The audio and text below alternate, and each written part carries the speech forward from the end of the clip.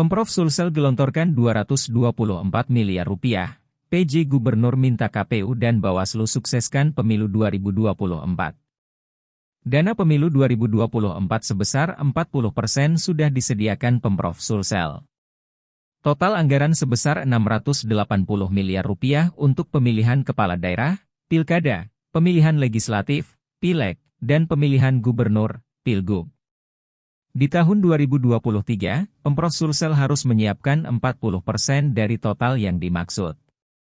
Di 2024 nantinya, 60% sisanya dianggarkan kembali sesuai dari perintah Kementerian Dalam Negeri, Kemendagri. Hal tersebut diungkap setelah rapat paripurna APBD perubahan yang dilakukan Jumat lalu. PJ Gubernur Sulsel, Bahtiar Baharudin mengatakan, sangat respek dengan kinerja dari DPRD Sulsel dan OPD Pemprov Sulsel. Kalau dari saya ya, pertama saya respek sekali ya kepada pimpinan DPRD Sulsel, karena waktu saya datang uang untuk pilkada belum ada, katanya. Apalagi, kata Bahtiar, dengan ditetapkannya APBD perubahan 2023 anggaran untuk program prioritasnya sudah cukup. Oleh karena itu ya ditetapkan APBD ini, dipastikan anggaran pilkada 2024 sebesar 40%, itu sudah cukup mencukupi untuk dilaksanaknya pemilu, ungkapnya. Anggaran pemilu dalam APBD perubahan sendiri berada di angka 224 miliar rupiah.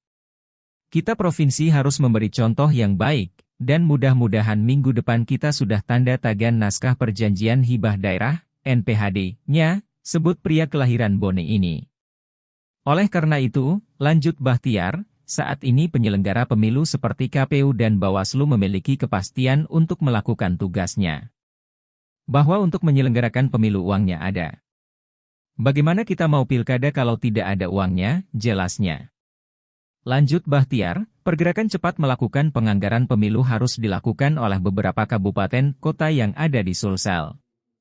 Mudah-mudahan ini kita menjadi contoh yang baik, dan saya laporan tadi tinggal 3 kabupaten, anggaran yang belum ada, ujar Bahtiar. Download Tribun X sekarang, menghadirkan lokal menjadi Indonesia.